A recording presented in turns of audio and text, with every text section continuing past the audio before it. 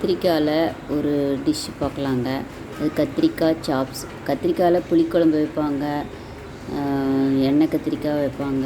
இது கொஞ்சம் வித்தியாசமாக கத்திரிக்காய் சாப்ஸ் எப்படி பண்ணுறது அப்படின்னு பார்க்கலாங்க. இதுக்கு முதல்ல தேங்காய் எல்லாம் கொஞ்சம் அரைச்சிக்கணும். மசாலாவெல்லாம் தேங்காய் ஒரு 3 பத்தை ஒரு 1/4 மூடி தான் போட்டிருக்கேன்.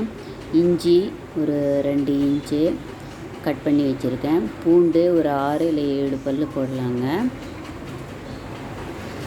சோம்பு ஒரு டீஸ்பூனு,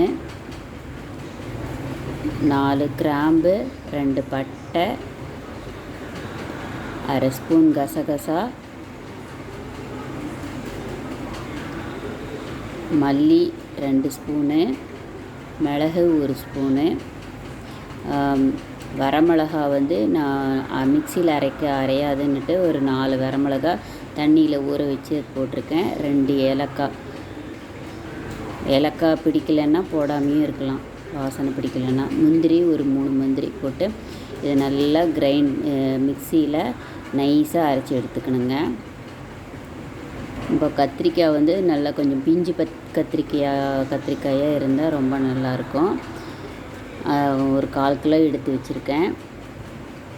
தண்ணியில் கொஞ்சம் உப்பு போட்டு இந்த கத்திரிக்காயை 4ஆக கீறி அந்த தண்ணியில் போடலாங்க.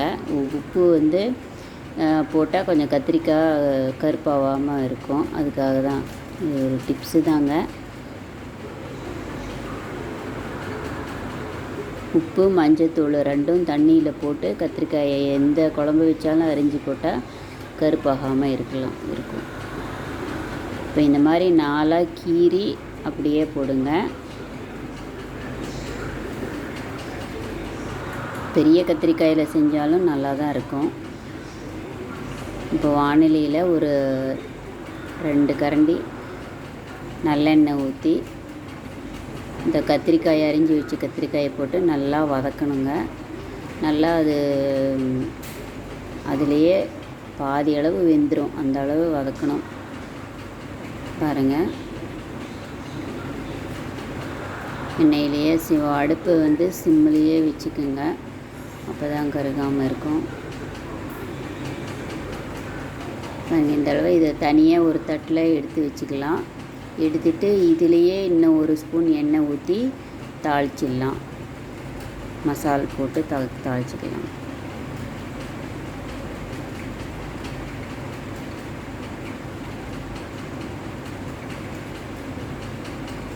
இன்னும் 1 ஸ்பூன் ஆயில் ஊற்றி கடுகு உளுத்தம்பருப்பு 1/2 ஸ்பூனு, ஒரே ஒரு பிரியாணி இலை,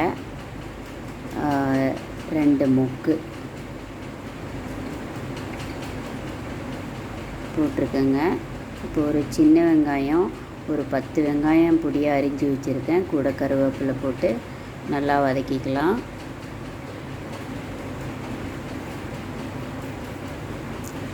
ஒரு விருப்பப்பட்டால் ஒரு 1/2 தக்காளி கட் பண்ணி போடலாங்க, நான் போட்டிருக்கேன்.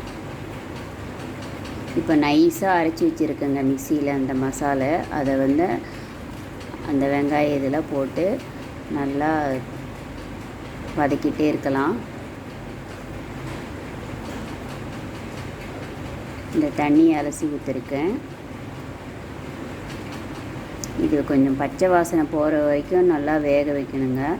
அப்போ அது பச்சை வாசனை இருந்தால் நல்லா இருக்காது. அதனால் வாசனை போகிறதுக்கு அப்போ அடுப்பில் சிம்மில் வச்சு ஒரு 7-8 நிமிஷமே நல்லா வேகணும்.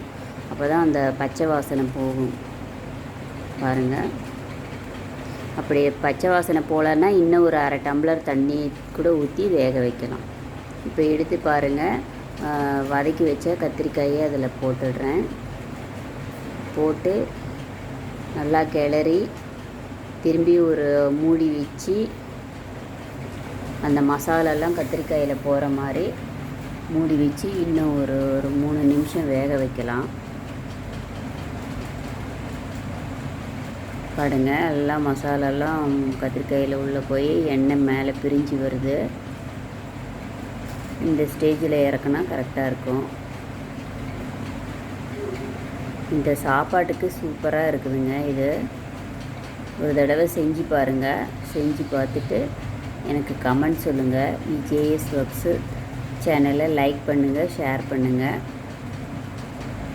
கத்திரிக்காய் சாப்ஸ் சூப்பராக ரெடி ஆயிடுச்சு.